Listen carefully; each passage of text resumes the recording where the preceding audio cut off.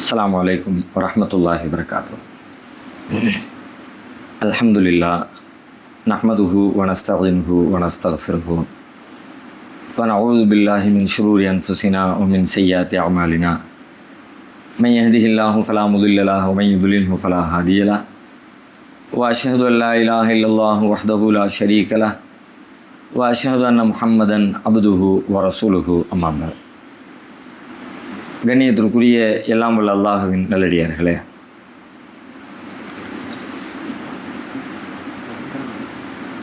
நம்மை பற்றி இந்த உலகத்தில் அதிகம் தெரிந்தவர்கள் யார் என்ற ஒரு கேள்வியை கேட்டால், இந்த கேள்விக்கான பதில் பலரிடத்தில் பல்வேறு வகையில் வருவதற்கு வாய்ப்பு இருக்கிறது. உங்களை பற்றி யாருக்கு அதிகம் தெரியும் அப்படின்னா, என்னுடைய பெற்றோர்களுக்கு தெரியும், அல்லது என்னுடைய மனைவிக்கு தெரியும், என்னுடைய தாய் தந்தையருக்கு தெரியும், என்னுடைய பிள்ளைகளுக்கு தெரியும். அப்படியெல்லாம் பல மாதிரியான பதில்கள் வருவதற்கு வாய்ப்பு இருக்கிறது. ஆனால் உண்மையில் ஒரு மனிதனை பற்றி அதிகமாக முழுமையாக தெரிஞ்சவன் யார் அப்படின்னா, படைத்த இறைவனுக்கு பிறகு அவனை பற்றி அவனுக்கு தான் அதிகம் தெரியும். நம்மை பற்றி நாம் அறிந்த அளவிற்கு நம்முடைய மனைவியால் அறிந்து கொள்ள முடியாது. எவ்வளவுதான் நம்மளோட நெருக்கமாக இரண்டரை கலந்திருந்தாலும் கூட நம்மை பற்றி ஒரு முழுமையான அறிவு, அதிகப்படியான ஒரு அறிவு நமக்குத்தான் இருக்கே தவிர நம்மை சுற்றி இருக்கிறவர்களுக்கு கிடையவே கிடையாது. இப்போ நம்மை பற்றி நாம் அறிந்திருக்கிற அந்த உண்மைகளை நாம் மிகச் சரியாக பரிசீலித்து பார்க்க வேண்டிய தேவை இருக்குது. ஏன்னா பல நேரங்களில் நம்மை பற்றிய உண்மைகள் ஒருபுறம் இருக்க, அந்த உண்மைக்கு மேலாக பொய்யான சில நம்பிக்கைகளை நாமே கொண்டு வந்து வச்சுடுறோம். நம்முடைய முன்னேற்றத்திற்கு தடையாக, நம்முடைய தவறுகளை திருத்திக் கொள்ள முடியாத ஒரு நிலை, நாம் பாவங்களில் மூழ்கி கிடக்கிறது, இது மாதிரி பல காரணங்களுக்கு எது அடிப்படையாக இருக்குது அப்படின்னா, நம்மை பற்றிய உண்மை ஒருபுறம் இருக்கிற பொழுது அந்த உண்மையை ஓரங்கட்டி வச்சுட்டு அந்த உண்மைக்கு மேலாக நம்மை பற்றிய ஒரு பொய்யான பிம்பத்தை நாமே கற்பனை செய்து கொள்கிறோம். நம்மை பற்றிய மதிப்பீடுகள் அப்படின்னு பார்த்தா, உண்மையான மதிப்பீடு ஒன்று இருக்குது, நாம் உருவாக்கி கொண்ட மதிப்பீடு வேற ஒன்றா இருக்குது. உண்மையான மதிப்பீடுகளை சரியாக அதை சிந்தித்து நாம் இப்படித்தான் அப்படின்னு உள்ளதை உள்ளபடி நாம் தெரிந்து கொள்கிற பொழுது, அதை ஆய்வுக்கு உட்படுத்துகிற பொழுது, அது தவறுகளாக இருந்தால் அந்த தவறுகளை சரி செய்து கொள்ள முடியும். ஆமாம், இது தவறு தான் என்பது உள்ளதை உள்ளபடி உணர்ந்து கொள்ளும் பொழுது, ஏற்றுக்கொள்ளும் பொழுது அந்த தவறுகளை சரி செய்து கொள்ள வாய்ப்பு கிடைக்கும். நாம் நல்லவர்களாக சரியானதை செய்யக்கூடியவர்களாக இருந்தால் அதை உள்ளபடி புரிந்து கொள்கிற பொழுது அந்த சரியான செயல்களை மேலும் அதிகரித்துக் கொள்வதற்கான வாய்ப்பு நமக்கு ஏற்படும். அப்படி இல்லாமல் உல்டாவா நாம் ஒரு பொய்யான பிம்பத்தை உருவாக்கணும் அப்படின்னா, நாம் நம்மை சீர்திருத்தி கொள்ளவோ நம்மை முன்னேற்றி கொள்ளவோ வாய்ப்பே ஏற்படாது. ஆனால் உண்மையில் மனிதர்களில் பெரும்பாலானவர்கள் எப்படி இருக்கோம்னு கேட்டால், நம்மை பற்றி நாம் ஒரு பொய்யான மதிப்பீடுகளால் தான் பெரும்பாலும் வாழ்கிறோம். அதிகமான மனிதர்கள் அப்படி தான் இருக்கிறோம். நம்மை பற்றிய உண்மையை நம்ம ஆய்வு செஞ்சு பார்த்தா நமக்கு தெரியும். ஆனால் ஆய்வு செய்வோமா அப்படின்னு கேட்டால் பெரும்பாலும் பண்ணுறதில்லை. அந்த உண்மையை நேருக்கு நேராக பார்க்கிற ஒரு துணிச்சல் நம்மள பெரும்பாலானவங்களுக்கு இருக்கிறதே இல்லை. நாம் ஒரு மாதிரி இருப்போம், ஆனால் அதுக்கு வேற ஒரு முலாம் பூசிக்கிட்டு இருப்போம். உதாரணமாக ஒருத்தர் கோபக்காரராக இருக்கிறார், கடுமையான கோபம், எனக்கு எதை எடுத்தாலும் சின்ன சின்ன விஷயத்தையும் பொறுத்துக்க மாட்டேன், உடனே எரிஞ்சு விழுவேன், கடுமையான வார்த்தைகளை பேசுவேன், பிள்ளைங்களை போட்டு அடிப்பேன், ஊழியர்களிடத்தில் தேவையில்லாத வாக்குவாதம் செய்வேன், யாராவது ஒரு சின்ன இடைஞ்சல் தரக்கூடிய ஒரு காரியத்தை செஞ்சுட்டா கூட என்னமோ பெரிய கொலை குத்தத்தை செஞ்சது மாதிரி கட்டுப்பாடு இல்லாமல் உணர்ச்சிகளை கட்டுப்படுத்தாமல் கடும் கோபக்காரனாக இருக்கிறேன். நான் இப்படி கோபக்காரனாக இருக்கிறேன் என்பதை அனலைஸ் செஞ்சேன், சிந்தித்தேன் அப்படின்னா நான் எதை நோக்கி நகர்வேன்? ஐயோ இவ்வளோ கோவப்படுறவன், அதனால் நம்முடைய உறவுகள் பாதிக்கப்படுதே, பிள்ளைங்க எல்லாருமே வருத்தப்படுறாங்களே, நம்ம கூட கிட்ட யாரும் நெருங்க மாட்டேங்கிறாங்களே, நம்மளை விட்டு தூரமாகி போய்கிட்டே இருக்கிறாங்களே, அப்போ நம்ம எப்படி என்ன கோபத்தை கண்ட்ரோல் பண்ணுறது, இப்படி நான் சிந்திப்பேன். அதில் கொஞ்சம் முன்னேற்றம் அடைவதற்கு வாய்ப்பு எனக்கு ஏற்படும். ஆனால் கோபத்தில் இருக்கிறேன்னா பெரும்பாலும் என்ன சொல்லிக்கிறேன்னு கேட்டால், நான் கோபக்காரன் என்று சொல்வதற்கு பதிலாக நான் ரொம்ப ஸ்ட்ரெயிட் ஃபார்வேர்டு, நான் ரொம்ப நேர்மையான ஆள், நான் எதையுமே மூஞ்சுக்கு நேராக பேசுகிறவன், உள்ளுக்குள்ளே ஒன்று வச்சுக்கிட்டு வெளியே ஒன்று பேச மாட்டேன், இதுதான் அதுக்கு மேலே போடுற பிம்பம்னு நான் சொல்ல வரேன். ஆல்ரெடி நான் கோபக்காரனாக இருக்கிறேன், உணர்ச்சிகளை கட்டுப்படுத்த முடியாதவனாக இருக்கிறேன், ஒரு பலவீனனா இருக்கிறேன் என்கிற உண்மையை நான் ஒத்துக்கொள்கிற பொழுது அது என்னுடைய வாழ்க்கையில் ஒரு மாற்றத்திற்கு, ஒரு முன்னேற்றத்திற்கு வாய்ப்பு ஏற்படுத்து. ஏதாவது ஒரு வகையில் எனக்கு ஒரு தீர்வு கிடைக்கும். இந்த ஏதாவது ஒரு கட்டத்தில், ஏதாவது ஒரு பாடத்தில் யாராவது எனக்கு வழிகாட்டுதல் தருவாங்க. அதன் வழியாக நான் என்னுடைய கோபத்தை கண்ட்ரோல் பண்ணிக்கொள்ள வாய்ப்பு இருக்கும். என்னுடைய வாழ்க்கை மாறும், என்னுடைய சூழல் மாறும். இப்போ நான் என்ன பண்ணுறேன், நான் கோபக்காரன், நான் உணர்ச்சியை கட்டுப்படுத்த முடியாத ஆள் அப்படிங்கிறத ஓரம் கட்டி வச்சுட்டு நான் அதுக்கு ஒரு பொய்யான முலாம் பூசி வைக்கிறேன். என்ன முலாம் பூசுறேன், நான் ரொம்ப நேர்மையான ஆள், நான் ரொம்ப ஸ்ட்ரெயிட் ஃபார்வேர்டு, நான் எதையும் உள்ளபடி பேசிடுவேன், நான் உள்ள ஒன்று வச்சு வெளியே ஒன்று பேச மாட்டேன், நான் ரெட்டை வேடம் போடுறவன் இல்லை அப்படி சொன்னால் மேலும் மேலும் அதிலே தான் நான் நின்றுக்கிட்டே இருப்பேன். ஒரு காலத்துலேயும் அந்த கோபத்தை கட்டுப்படுத்துகிற வேலையை நான் செய்யவே மாட்டேன்.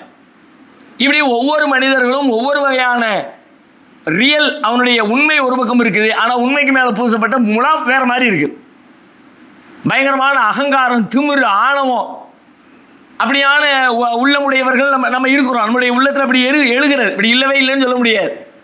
அப்படி எழக்கூடிய தருணத்தில் எனக்கு ஒரு ஆணவம் வருகிறது, நான் பெருமை கொண்டவனாக இருக்கிறேன், என்னிடத்துல தற்பெருமை உணர்வு வருகிறது, நான் தான் பெரிய ஆளுங்கிற மாதிரி ஒரு எண்ணம் ஏற்பட்டு நான் பிறரை இழிவாக பார்க்கிறேன் என்பதை, என்ற உண்மையை நேருக்கு நேராக நான் சந்திக்கிற பொழுது அதிலிருந்து என்னை மாற்றிக்கொள்வதற்கு, பணிவுடையவனாக ஆக்குவதற்கு நான் முயற்சி எடுப்பேன்.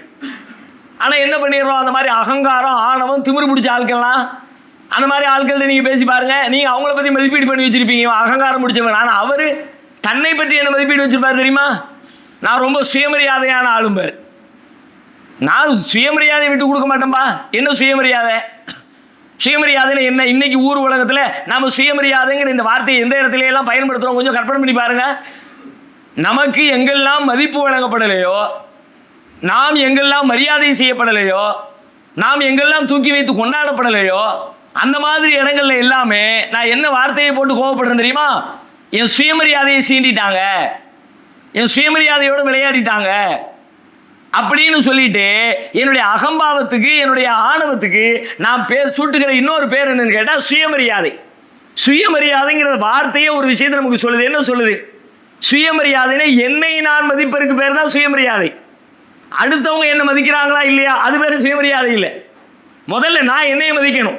என்னை மதித்தெல்லாம் என்ன, நான் மதிப்பு, என்னுடைய செயல், என்னுடைய பேச்சு, என்னுடைய சிந்தனை, என்னிடமிருந்து வெளிப்படுகிற எல்லாம் எனக்கு மதிப்பை பெற்று தருகிற வகையில் அனைத்தும் அமைந்திருக்க வேண்டும். அதுதான் சுயமரியாதை. இவர் அடுத்தவன் செய்யக்கூடிய வேலைகளை எல்லாம் சுயமரியாதையில் சேர்க்கிறது. அது அடுத்தவன் மரியாதை இல்லை.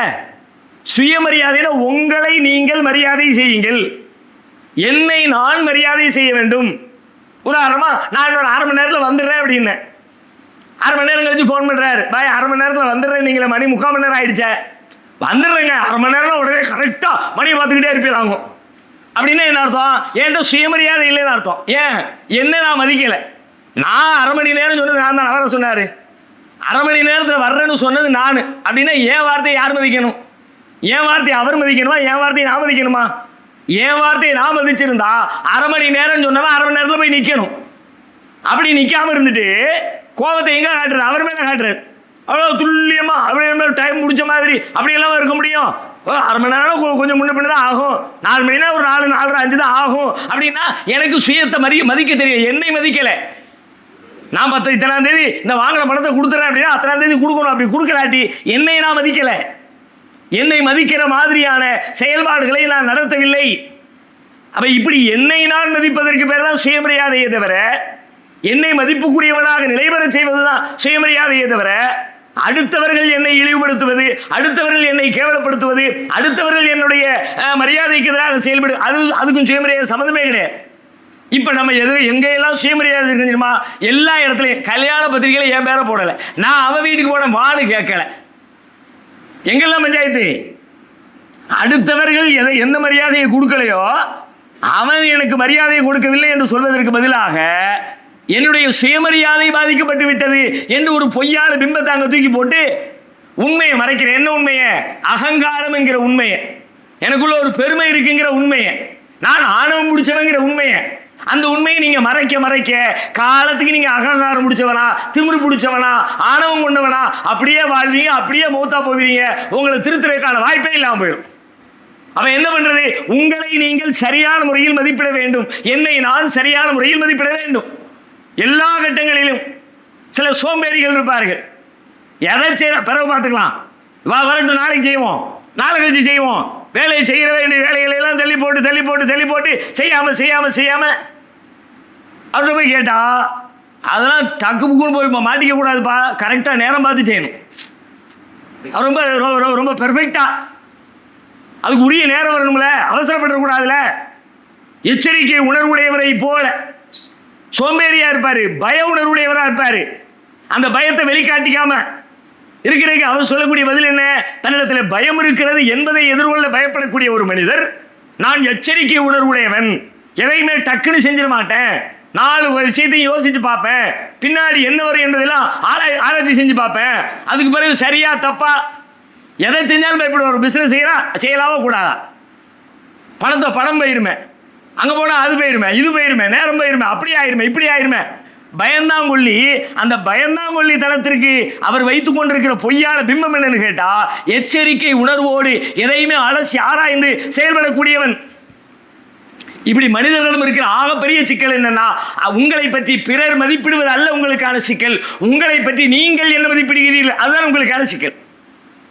உங்களை பற்றி நீங்கள் உண்மையாக நீங்கள் மதிப்பிட்டால் உங்களுடைய வாழ்க்கை வேறு மாதிரி இருக்கும். உங்களை பற்றி பொய்யான ஒரு மதிப்பீட்டை நீங்கள் கற்பித்துக் கொண்டால் உங்கள் வாழ்க்கை வேறு மாறும். இப்ப அல்லாஹ்வுடைய வேதம் என்ன செய்ய தெரியுமா? திருமறை குர்ஆன் என்ன செய்ய தெரியுமா? நம்மை பற்றி நம்முடைய உண்மை என்ன என்பதை கற்றுத்தருவதுதான் திருக்குர்ஆனுடைய பிரதானமான பணி. நான் யார்? குர்ஆனில் சொல்லக்கூடிய வரலாறுகள் எல்லாம் என்ன, எதற்கு? குர்ஆன்ல இப்லீஸ்ல இருந்து ஆதம் அலைஹிஸ்ஸலாத்துல இருந்து மனித குலம் படைக்கப்பட்டதிலிருந்து அண்ணல் பெருமகனார் ஸல்லல்லாஹு அலைஹி வஸல்லம் காலம் வரைக்கும் வந்த மனிதர்களில் வரலாறுகளில் எத்தனை வரலாறு, எத்தனை வகையான வரலாறு. ஃபிரௌனுடைய வரலாறு, ஹாமானுடைய வரலாறு, காரூனுடைய வரலாறு, அபூலஹபுடைய வரலாறு, சமூக சமுதாய வரலாறு, ஆது சமுதாய வரலாறு, பல்வேறு நபிமார்களின் வரலாறு, இறைவனை சார்ந்திருந்த நல்லடியார்களின் வரலாறு, இறைவனுக்காக தம்மை அர்ப்பணித்துக் கொண்டவர்களுடைய வரலாறு, இறைவனுக்காக எதையும் செய்ய துணிந்த தியாகிகளின் வரலாறு, இறைவனுக்காக எதையுமே செய்ய தயங்கிய கஞ்சர்களின் வரலாறு. அதெல்லாம் நீங்க என்ன நினைக்கிறீங்க? அவங்கள பத்தி அல்லாஹ் நமக்கு சொல்லியிருக்கான். அப்படியா? நம்ம எல்லாருமே அப்படிதான் நினைக்கிறோம்.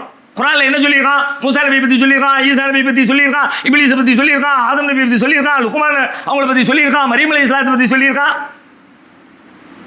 அவைகள் எல்லாம் குறியீடுகள். அதெல்லாம் கடந்த கால வரலாறுங்கிறத மாற்றுக்கிறது இல்லை. ஆனால் அந்த வரலாற்றை உங்களுக்கு ஏன் சொன்னா, அந்த வரலாற்றில் ஏதோ ஒரு இடத்துல ஏதோ ஒரு மனிதரோடு ஏதோ ஒரு நேரத்திலே நீங்கள் பொருந்தி போவீர்கள். அதை நீங்கள் கண்டடைய வேண்டும். உங்களை நீங்கள் கண்டடைவதற்கு தான் இந்த வரலாறு. குர்ஆன் இதை ரொம்ப அழகா சொல்லுது. 21வது அத்தியாயம் சூரத்துல் அம்பியா, அதுல 10வது வசனம் அல்லாஹ் சொல்றான், லக்கத் அன்ஸல்னா இலைக்கும் கிதாபன், உங்களுக்கு நாம் ஒரு வேதத்தை அருளி இருக்கிறோம். உங்களுக்கு நாம் இந்த குர்ஆனை வேதத்தை உங்களுக்கு நாம் அருளி இருக்கிறோம். ஃபீஹி ذிக்ருக்கும், அதிலே உங்களை பற்றி கூறப்பட்டிருக்கிறது. அஃபலா தாக்கிலூன், சிந்திக்க மாட்டீர்களா? யாரை பற்றி சொல்லியிருக்கு? நம்மகிட்ட கேட்டா குர்ஆன்ல யாரை பற்றி சொல்லியிருக்கு? ஆதம் நபியை பற்றி சொல்லியிருக்கு. யாரை பற்றி சொல்லியிருக்கு? மூசா நபியை பற்றி சொல்லியிருக்கு. யாரை பற்றி சொல்லியிருக்கு? அபூ லஹபை பற்றி சொல்லியிருக்கு. யாரை பற்றி சொல்லியிருக்கு? ஃபிரௌனை பற்றி சொல்லியிருக்கு. நம்முடைய பதில், ஆனால் குர்ஆன் சொல்லுகிறது, லக்கத் அன்ஸல்னா இலைக்கும் கிதாபன் ஃபீஹி ذிக்ருக்கும், உங்கள்கிட்ட ஒரு வேதத்தை தந்திருக்கிறோம். யாரை பற்றி பேசுது? உன்னைய பற்றி பேசுது. என்னைய பற்றி பேசுது. பொதுவாகவே மனுஷன் எல்லா இடத்துலையும் தன்னைய பற்றி பேசணும், தான் யாருன்னு தெரிஞ்சுக்கணும், தனக்கான அதுதானே தேடுவான். அவனை பற்றி பார்க்குறதுனா மனுஷனுக்கு உண்மையிலே ரொம்ப பிடிக்கும். எல்லா மனிதனுடைய இயல்பும் அப்படித்தான். ஒரு ஃபோட்டோ, குரூப் ஃபோட்டோவே இருக்கு, 10 பேர் நின்று ஃபோட்டோ எடுத்தாங்க. கண்ணு முதல்ல யார் ஃபோட்டோ தேடுது? 9 பேரே பார்க்குது. இவர் எப்படி நின்னாரு? ஒழுங்கா நிற்காரா? இவர் கை கோணிக்கிட்டு இருந்துச்சா? இவர் கண்ணை மூடிட்டாரா? கண்ணை மூடி நம்ம திரும்ப எடுப்பாங்கிற. பக்கத்தில் 3 பேர் கண்ணு மூடி இருப்பான், அது கண்ணுக்கு தெரியாது இருக்கு. எல்லாரும் கண்ணு மூடி இருக்குப்பா, திரும்ப போட்டோ எடுப்பா, அப்படி சொல்றது இல்லை. இவர் கண்ணு மூடி இருக்கு, இவர் எந்த பக்கம் திரும்பிட்டாரு, அதை கையை தூக்கிட்டாரு. என்ன அர்த்தம்?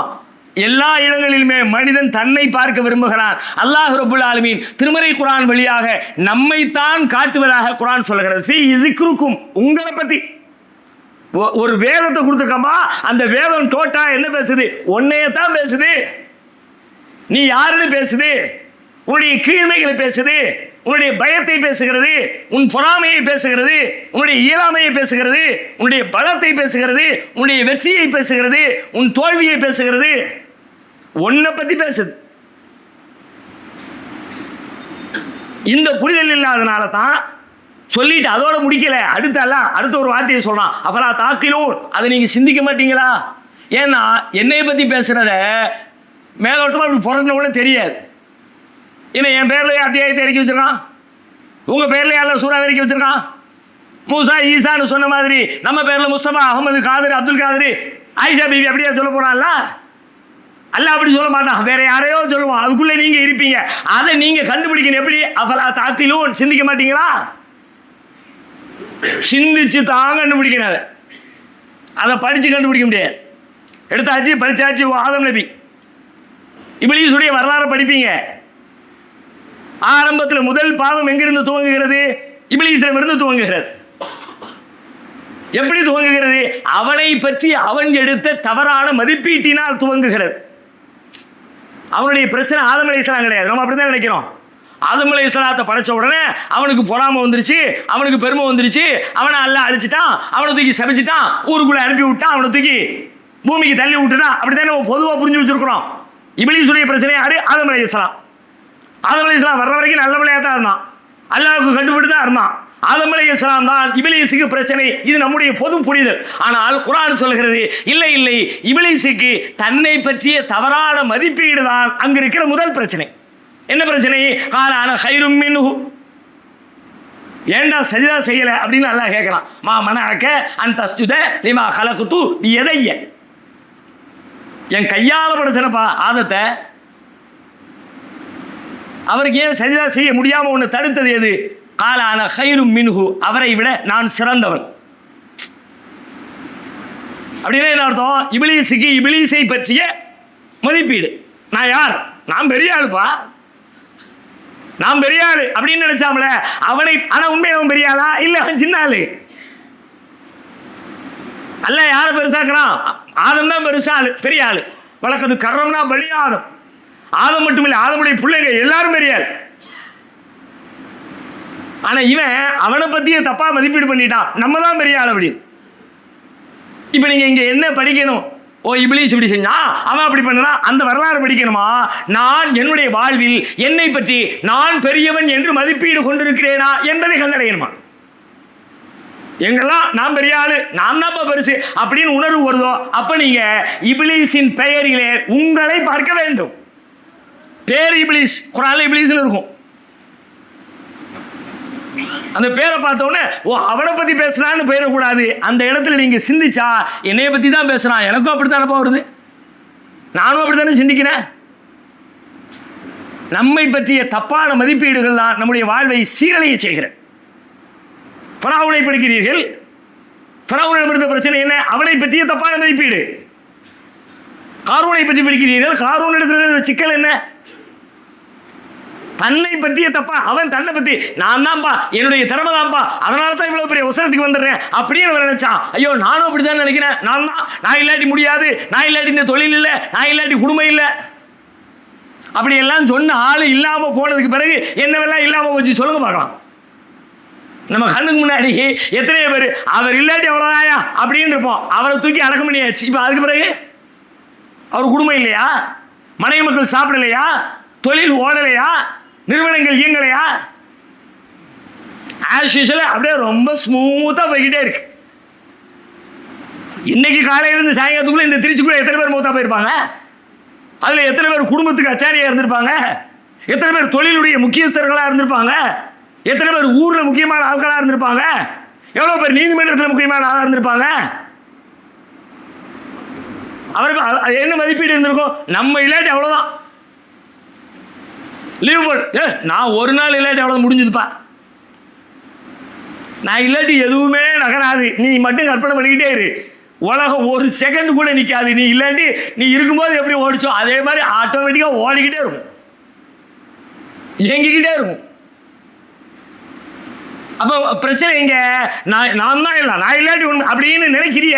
காரூனை படிக்கிற பொழுது காரூன் அப்படி இருந்தாலும் படிக்காத, காரூனுக்குள்ள நீ உன்னை பார், இப்ராஹிம் நபிக்குள்ள உன்னை பார், உன்னுடைய காரூன் எது, உன்னுடைய இப்ராஹிம் எது, உன்னுடைய ஈசா எது, உன்னுடைய மூசா எது?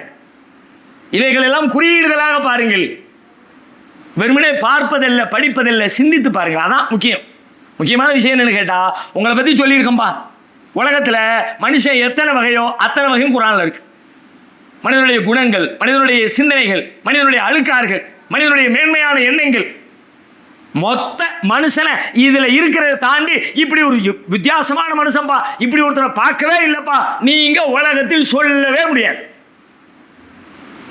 யார வேணா கொண்டு வாங்க, இப்படி எல்லாம் கூட மனுஷன் இருப்பானாப்பா அப்படின்னு நீங்க நினைப்பீங்க. குர்ஆனை தோன்றுனா அப்படி ஒரு மனுஷனுக்கான முன்மாதிரி குர்ஆனில் இருக்கும். ஏன்னா அவனுக்கு தானே அந்த வேதம். இதுக்கு இருக்கும் ஒன்றை பத்தி சொல்லி இருக்கனால சொன்னால அது அவனுக்கும் பொருந்தும்ல. அப்படியானால் குர்ஆனிலே நீங்கள் முதலில் செய்ய வேண்டிய வேலை என்ன என்றால், குர்ஆனுக்குள் உங்களை நீங்கள் தேடுவது, குர்ஆனுக்குள் உங்களை நீங்கள் கண்டடைவது. குர்ஆனுக்குள் தொழுவது எப்படி என்கிற சட்டத்தை கண்டடைவது இரண்டாவது, ஜகாத் கொடுப்பது எப்படி என்கிற செய்திகளை கண்டடைவது இரண்டாவது, கடந்த கால மனிதர்களின் வரலாற்றை தெரிந்து கொள்வது இரண்டாவது. முதல்ல என்னப்பா, குர்ஆனுக்குள்ள உன்னை நீ கண்டுபிடி. நீ இருக்க உள்ள உன் பேர் இருக்காது, உன் ஊர் இருக்காது, உங்க அத்தாமாவுடைய லிஸ்ட் இருக்காது, உன் வயசு இருக்காது, ஆனா நீ இருப்ப. நீ இல்லாம குர்ஆன் இல்லை, நீ எங்க இருக்க நீ கண்டுபிடி. அதான் அல்லாஹ் சொன்னா, லக்கத் அன்ஸல்னா இலைக்கும் கிதாபன், உங்களுக்கு நாம் ஒரு வேதத்தை வழங்கி இருக்கிறோம், ஃபீஹி ذிக்ருக்கும், உங்களை பற்றி அதிலே கூறப்பட்டிருக்கிறது, அஃபலா தாக்கிலூன், சிந்திக்க மாட்டீர்களா? இன்னும் நாம் சிந்திக்காமல் இருக்கிறோம். எனவே குர்ஆனை ஆழ்ந்து சிந்தித்து நம்மை கண்டடையக்கூடிய மக்களாக அல்லாஹ் நம்மை ஆக்கி அருள்வானாக.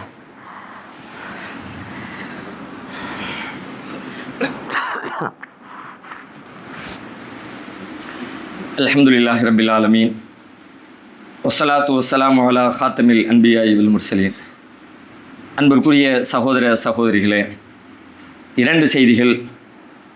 ஒன்று, நாடாளுமன்றத்தில் இயற்றப்பட்டிருக்கிற வந்தே மாதரம் பாடல் குறித்த சர்ச்சை. அரசு விழாக்களில் அது முதன்மையாக பாடப்படணும், அது அவமரியாதை செய்யக்கூடாது, அவமரியாதை செய்தால் 3 ஆண்டுகள் சிறை, அப்படின்லாம் அதுக்கான விதிகளை வகுத்து அதை ஒரு சட்டமாக ஆக்கியிருக்கிறாங்க. முஸ்லீம்களுக்கு மத்தியில் அது ஒரு பெரிய மன வருத்தத்தையும் கவலையையும், என்னடா இது இப்படி போய்கிட்டே இருக்குதே. ஏன்னா அந்த பாடல் இஸ்லாத்திற்கு எதிரானது. கண்டிப்பாக எந்த ஒரு முஸ்லீமும் அதை ஏற்றுக்கொள்ள முடியாது, அது வாயால் மொழியவே முடியாது.